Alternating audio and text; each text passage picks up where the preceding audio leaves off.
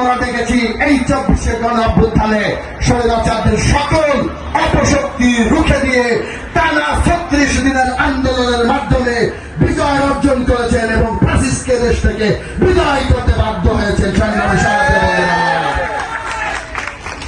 সংগ্রামী সাথে বন্ধুরা আমার, এই 24 গণ অভ্যুত্থানে বাংলাদেশ জাতীয়তাবাদী ছাত্র দলের আমাদের ভাইয়েরা 142 জন ছাত্রদল নেতা শহীদ হয়েছেন। সংগ্রামী সাথে বন্ধুরা আমার, এই বাগদালিঙ্গ শাহজাদপুরে আমাদের ঢাকা মহানগর উত্তর ছাত্র দলের আমাদেরই এক সহযোদ্ধা ভাই ইবন শহীদ হয়েছে। আমরা ইবনকে হারিয়েছি।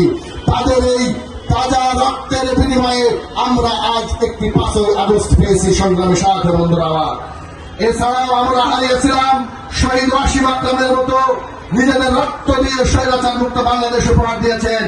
আমরা মাগুরা জেলা ছাত্র দলের সিনিয়র যুগ্ম আহ্বায়ক মেহেদী হাসান রাব্বিকে হারিয়েছি। ঢাকা মহানগর পূর্ব ছাত্র দলের যুগ্ম আহ্বায়ক আরিফুর রহমান রাসেলকে হারিয়েছি।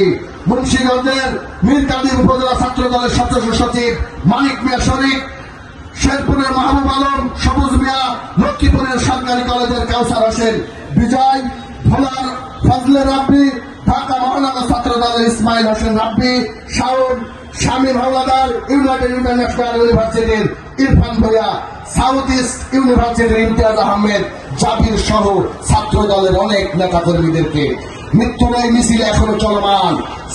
এখনো চিকিৎসাধীন অবস্থায় শহীদ হচ্ছেন অনেক ছাত্র দলের নেতাকর্মীরা এবং এখনো অনেক নেতাকর্মীরা হাসপাতালে চিকিৎসা নিচ্ছেন এবং মৃত্যুর সঙ্গে পাঞ্জা লড়ছেন। সংগ্রামী সাথী বন্ধুরা আমার, সংগ্রামী সাথী বন্ধুরা আমার, আমি সমসাময়িক আরেকটা বিষয় নিয়ে আলোচনা করতে চাই।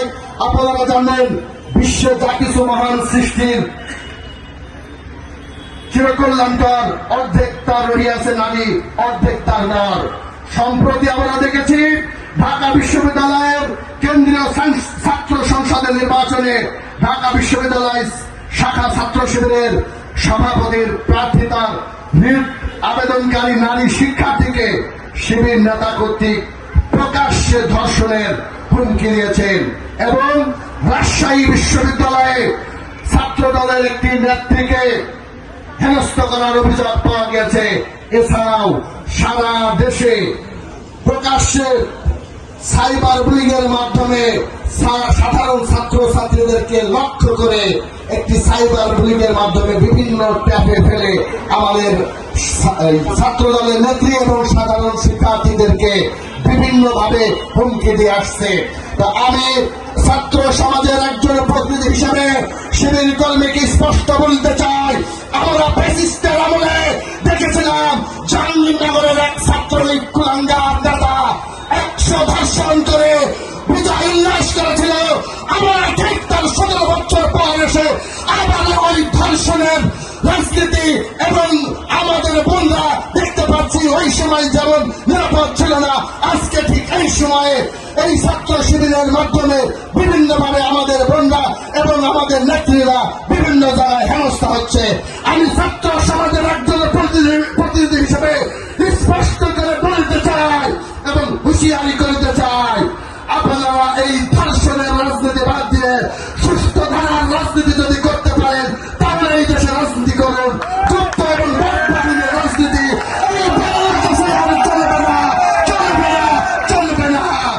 ছাত্রদল চুপ আছে, ছাত্রদলের দলের পিঠ থেকে গেলে 90-এর সাথ দেখেছে, 24-এ হাসিনা দেখেছে। আবারও শিবির আপনারা আমাদেরকে দেখাইতে বাধ্য করেন না। সংগ্রামী সাথে বন্ধুরা আমার, নতুনের ওই কেতন ধরে ওই আকাশে দেখা হবে বিজয়ের বেশে নতুন কোন ভয়ে। ধন্যবাদ সবাইকে। তারেক রহমান বীরের বেশে আসবে ফিরে বাংলাদেশে। বাংলাদেশ জাতীয়তাবাদী ছাত্র দল জিন্দাবাদ। প্রয়াত রাষ্ট্রপতি শহীদ জিয়াউর রহমান আমর আপসীন নেত্রী দেশনেত্রী বেগম খালেদা জিয়া জিন্দাবাদ। তারুণ্যের অহংকার তৃণমূলের নেতা তারেক রহমান জিন্দাবাদ, জিন্দাবাদ। ধন্যবাদ সবাইকে।